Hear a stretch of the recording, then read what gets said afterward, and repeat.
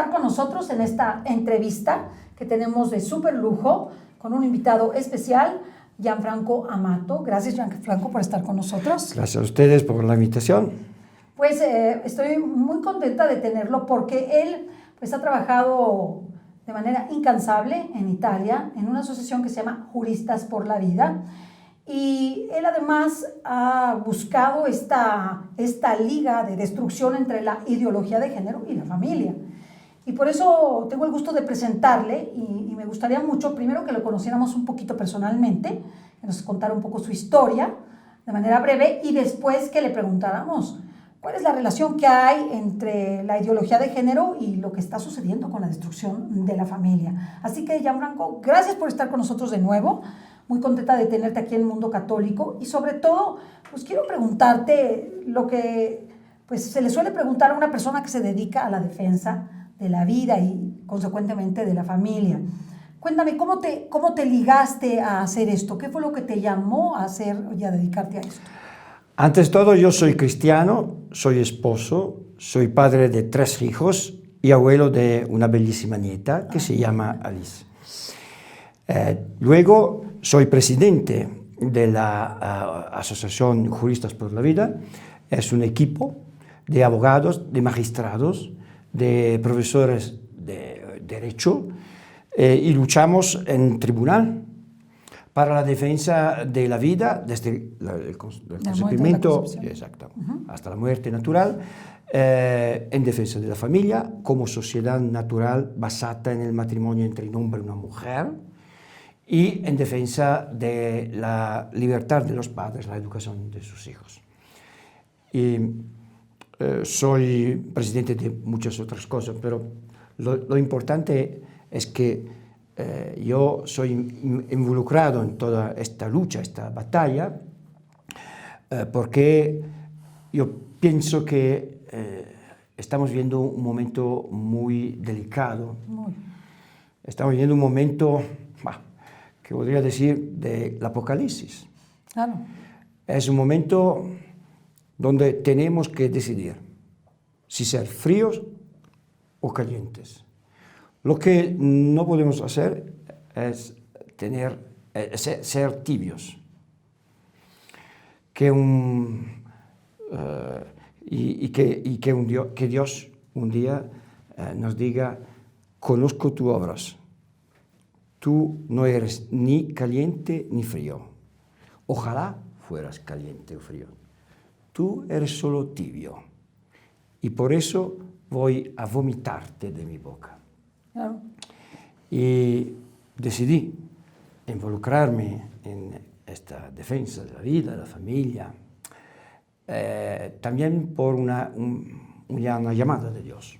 Claro. Yo tuve una experiencia espiritual, mística muy fuerte y decidí dedicarme completamente, no solo en Italia, sino en todo el mundo.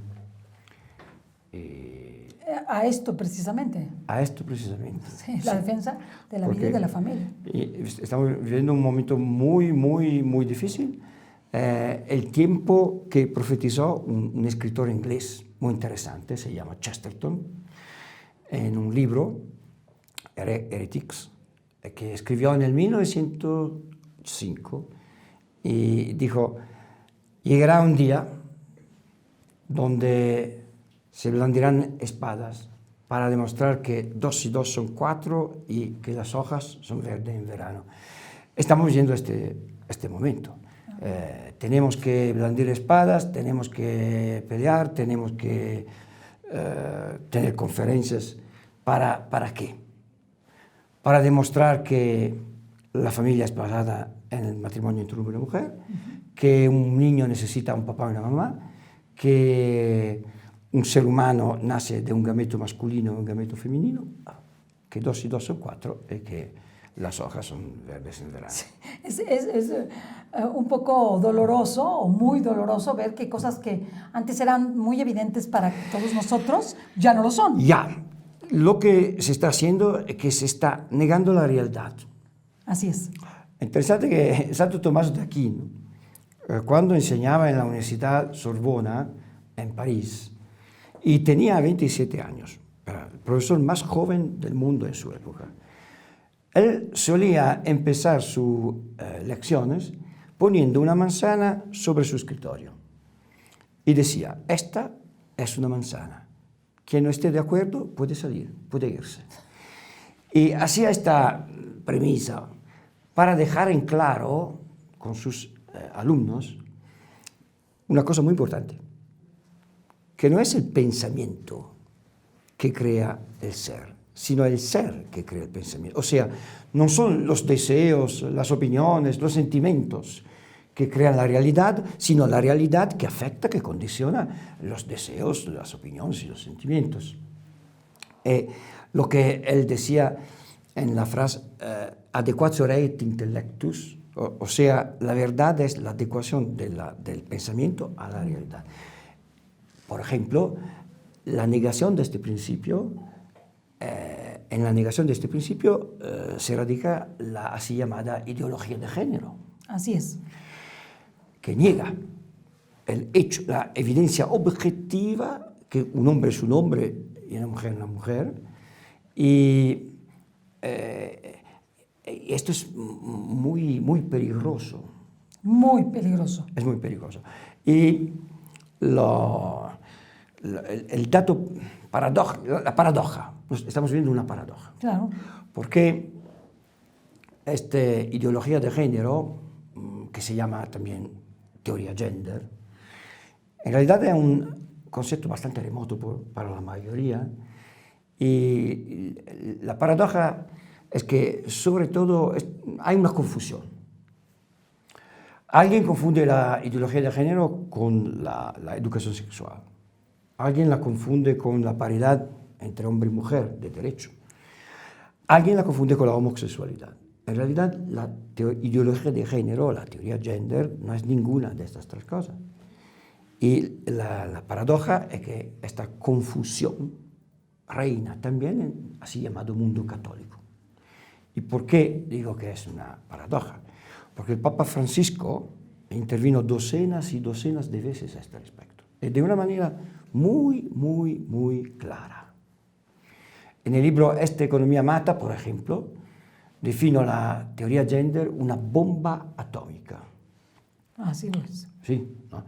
En el vuelo de regreso de la JMJ, después de la JMJ del 2016 en Polonia, habló de acto como el primer terrorismo, la negación. Y en Georgia, en su viaje en Georgia, habló de guerra mundial. Ahora, bomba atómica, terrorismo, guerra mundial. El Papa no está loco. En verdad, es muy peligroso, porque esto es la negación del ser, es la deconstrucción del hombre y la deconstrucción de la familia y de la sociedad. ¿Cuál es la situación actual que guarda la familia en Europa?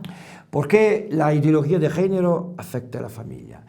Hay un documento muy importante, que es un documento de magisterio de la Iglesia Católica, el punto 56 de la exhortación apostólica Amoris Laetitia, que habla de la ideología de género, condena la ideología de género de una manera muy ferma, y dice este documento que la ideología de género vacía el fundamento antropológico de la familia. Y por eso es peligroso, porque si no sabemos quién es mujer, quién es papá, quién es mamá, claro. Y que esto, porque lo que cuenta con la ideología de género no es la evidencia objetiva, sino la percepción subjetiva, que la ideología de género es que uno no es hombre o mujer conforme a su estructura biológica, sexual, anatómica, incluso cromosómica, ¿no? Porque son dos cromosomas, sino por cómo se siente. Y este sentimiento puede cambiar en el tiempo. Hoy me siento mujer, mañana hombre, pasado mañana mujer, y así esto es destructivo. Absolutamente. Y para los niños peor. Exactamente. Y esto es el problema, que se está intentando introducir esta ideología muy perniciosa y destructiva a través de la función legislativa, a través de la ley. Claro. Y esto es peligroso porque es típico de los sistemas totalitarios. La ley, dice San Tomás, sirve para el bien común. Es una prescripción de la razón en vista del bien común. Ahora no es así. Ahora se utiliza la ley para cambiar una mentalidad, una cultura, una visión antropológica, la identidad de un pueblo e introducir una ideología. Perversa. Perversa y perniciosa, sí, totalmente perversa. Y por eso el Papa, cuando define la teoría gender bomba atómica... es que lo es. Es que lo es. Es que lo es.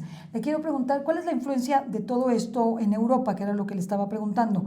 ¿Qué pasa en Europa en este momento y por qué está emigrando de Europa hacia nosotros y de Estados Unidos hacia nosotros? Exactamente. En Europa está pasando que, sobre todo en España, se está implantando esta ideología a través de la ley. Es un problema.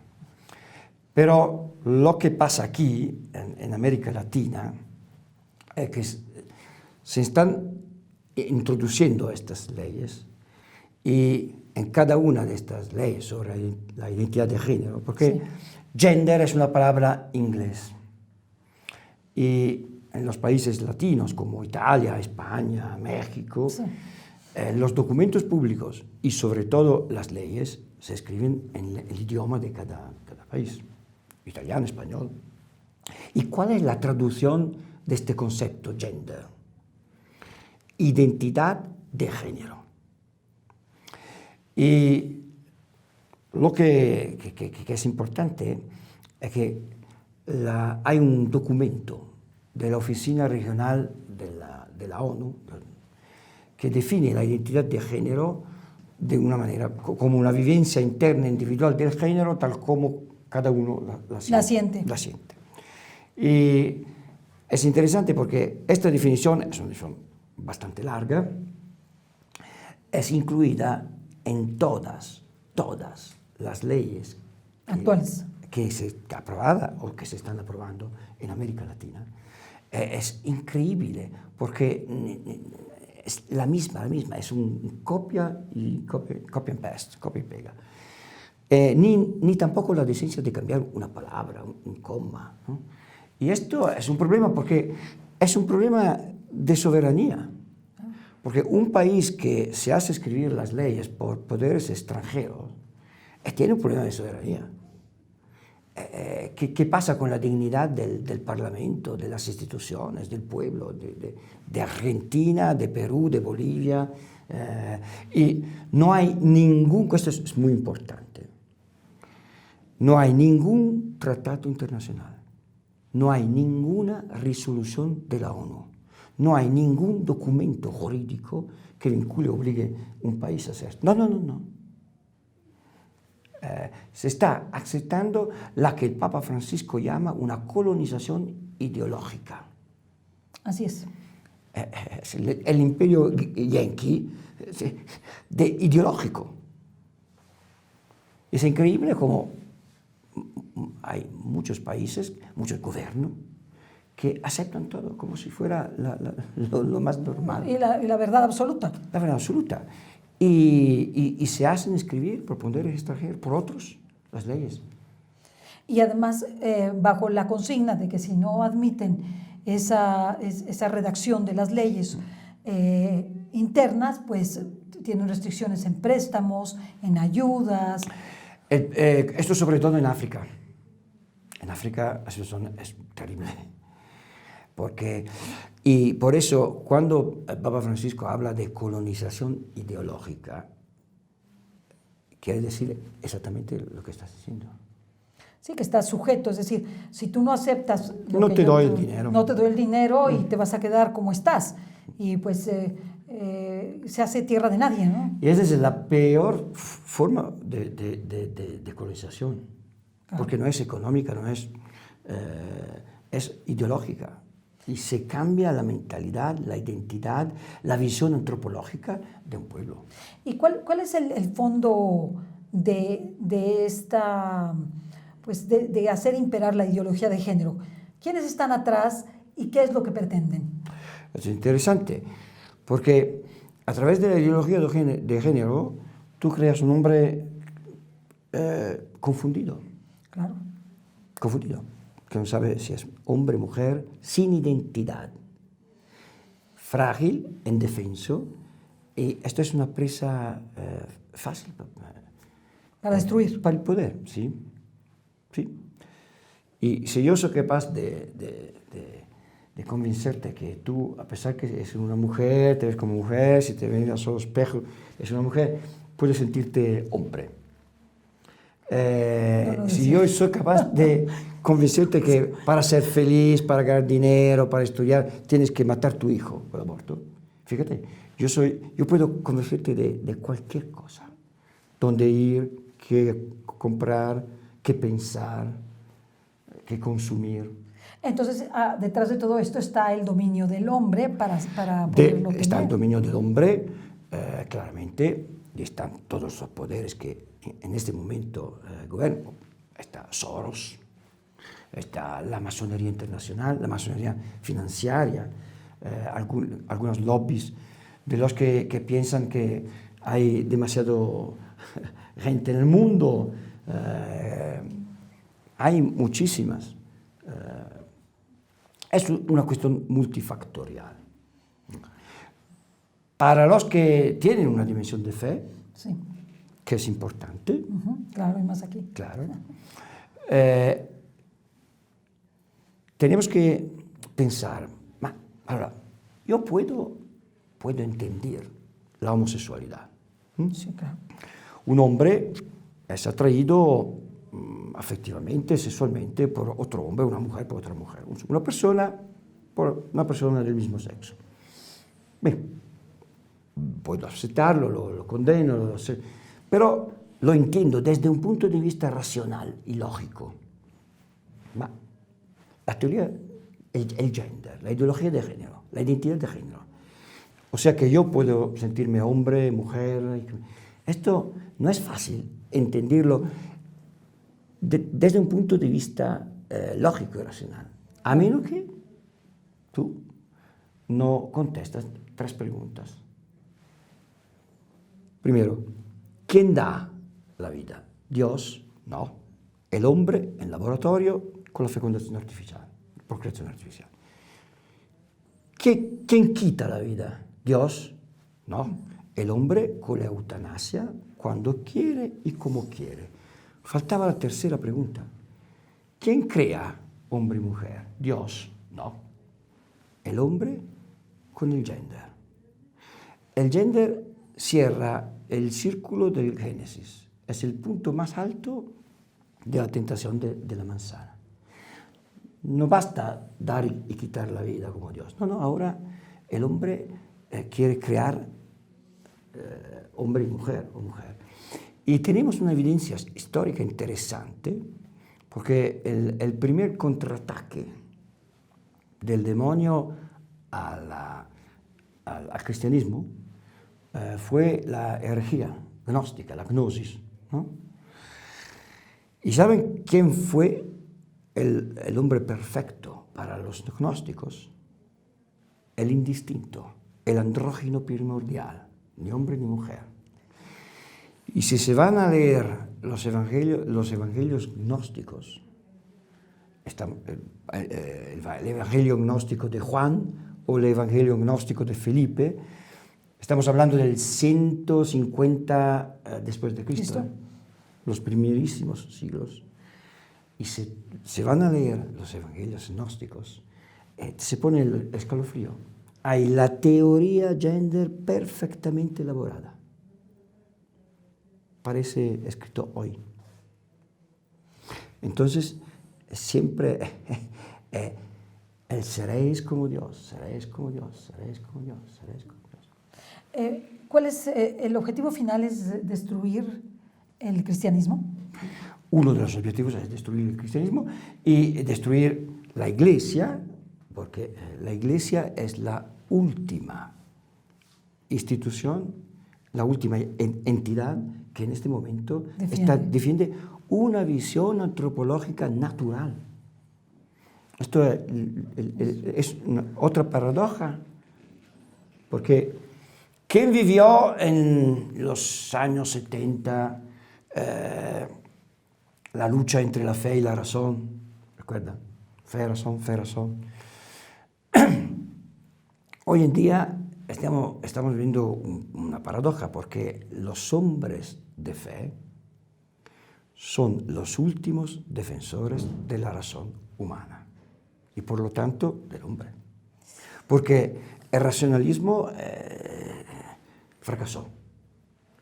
Y hoy en día los hombres de fe, los cristianos, tienen la responsabilidad ante Dios y ante la humanidad de salvar el hombre.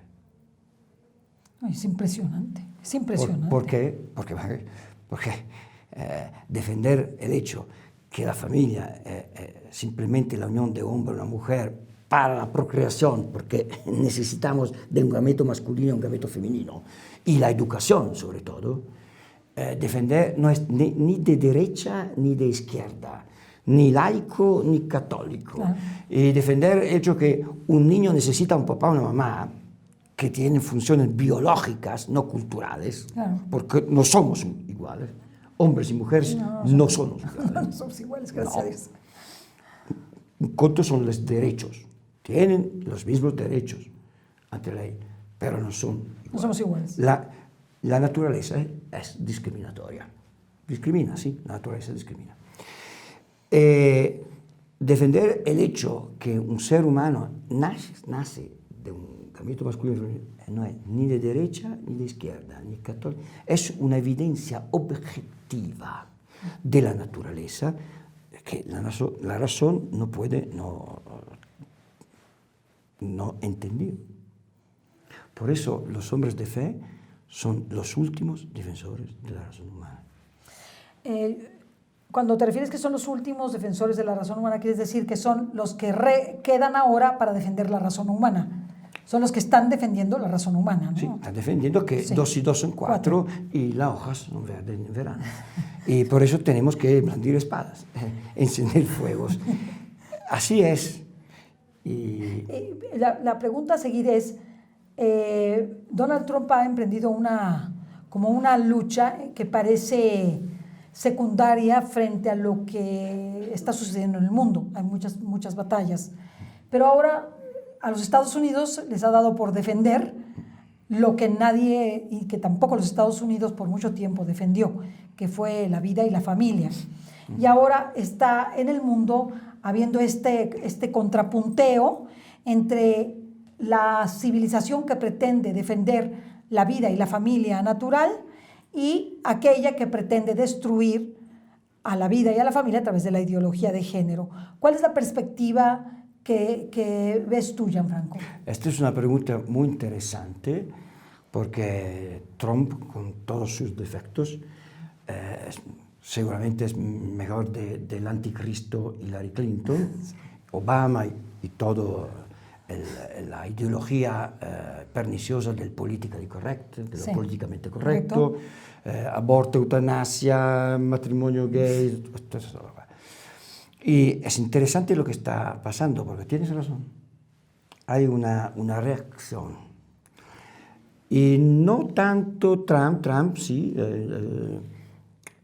sino la Rusia, Putin.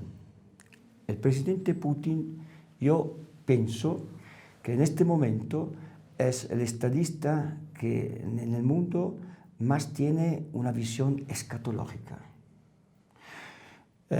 Escuchen por favor su discurso, se encuentra en YouTube, el discurso que dio en el 2013 en el Club Valdai. Y él habló de este enfrentamiento entre Dios y Satanás. Usó estas palabras, Dios y Satanás, el bien y el mal. Y él tiene una visión escatológica. Yo creo que ahora vamos a ver qué pasa el 26 de mayo en Europa. Hay las elecciones europeas, ¿no?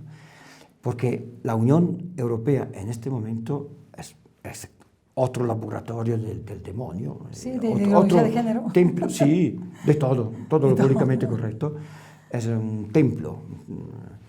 Y vamos a ver qué pasa, porque puede ser que Italia, España, también Francia,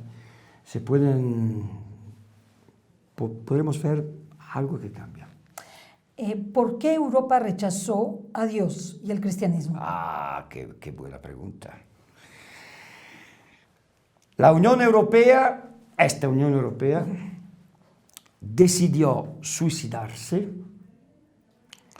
cuando decidió quitar la referencia a las raíces judeo-cristianas en la propuesta de constitución, su constitución.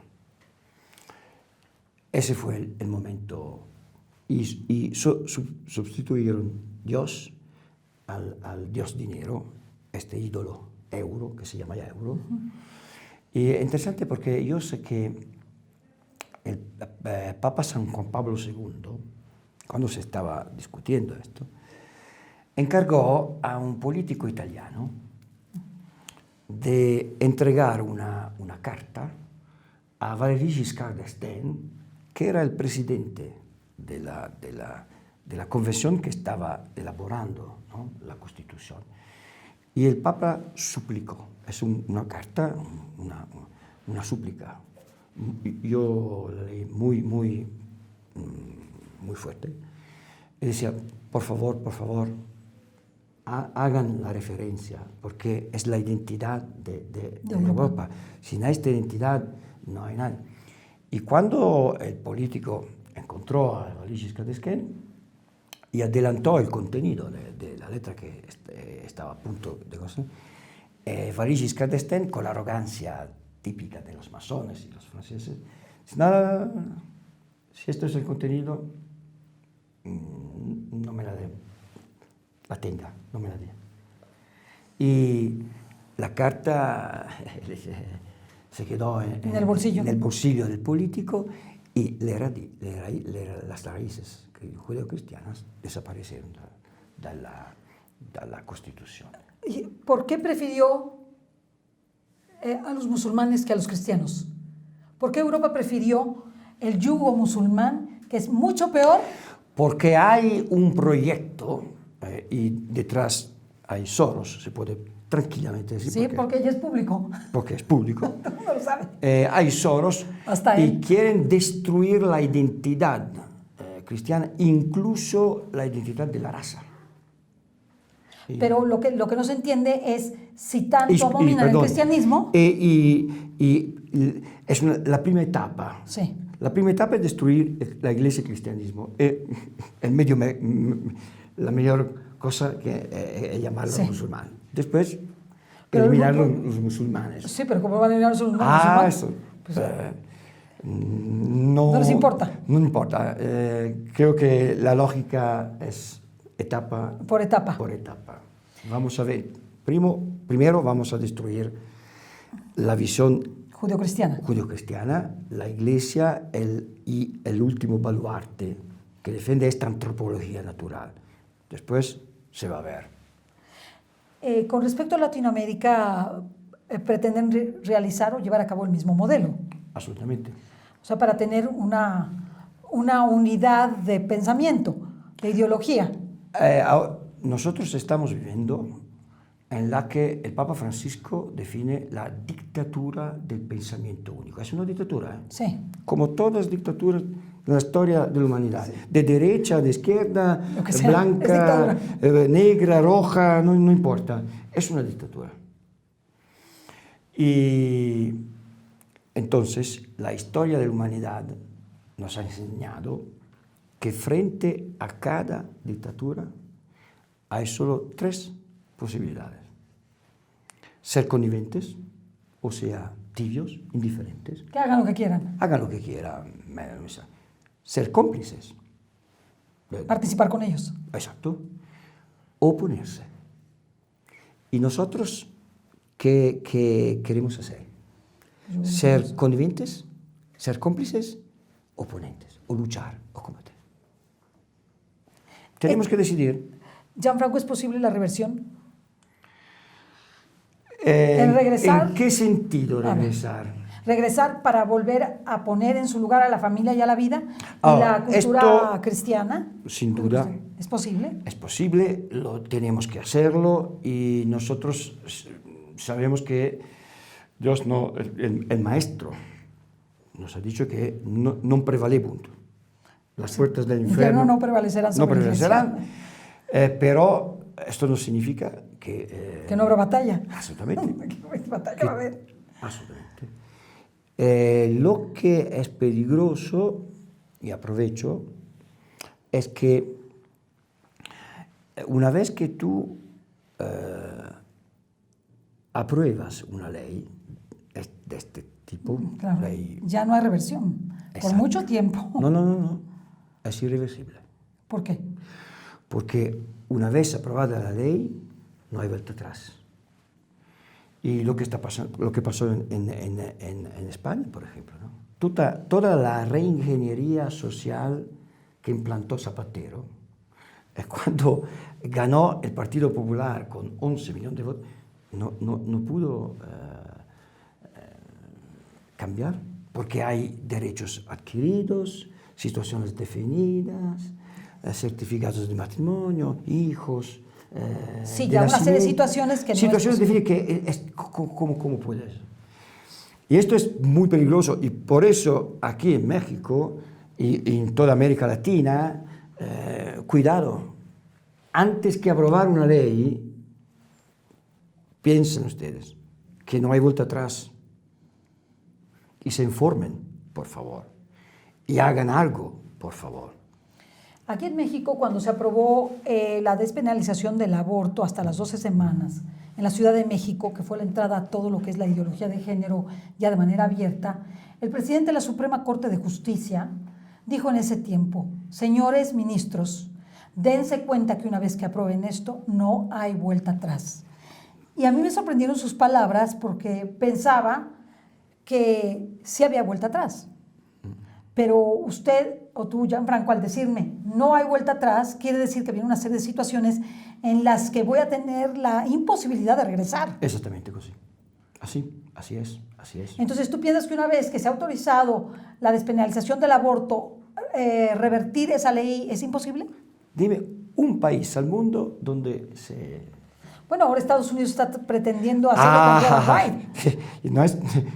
No es fácil. No es fácil. Absolutamente no. Yo creo que la situación de Estados Unidos es un poco particular.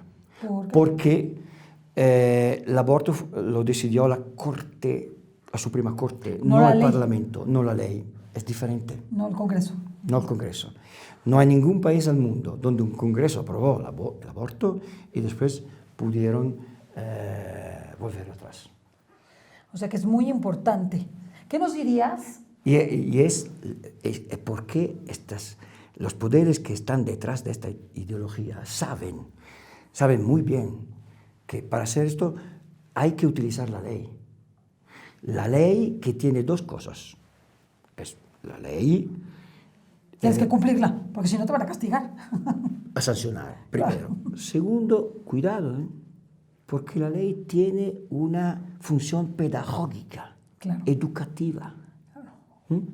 Porque lo que dice la ley es justo. Es una presunción de que es verdad. La gente dice y de que es bueno. Si lo dice la ley, es justo. Y es bueno. Porque lo dice la ley. Exactamente. Y así tú puedes cambiar la mentalidad y la cultura y la visión antropológica de un pueblo. Yo conocí a un profesor inglés, Nigel Walker, es un criminólogo, lamentablemente falleció hace algunos años, y él decía, la ley que aprueba una generación se convierte en costumbre y orientación moral para la sucesión, las generaciones futuras. Mira qué pasó con el aborto. Aborto, crimen nefandum, decía, un delito horrible, decía el documento Gaudium et Spes, ¿no? era el peor de los delitos, se convirtió en un derecho. Ahora es un derecho, y quiere hacerlo un derecho fundamental del hombre. Un derecho humano. Un derecho humano, incluso. Es impresionante. Y si tú preguntas a un joven, ¿qué te contesta? Pues que está bien, que está bien. Y que la ley... Que es el derecho de la mujer. Y es justo porque la ley... Que sí. ¿Qué nos dirías para terminar a todos los mexicanos y latinoamericanos? Ya hemos terminado. No hemos terminado, estamos por terminar.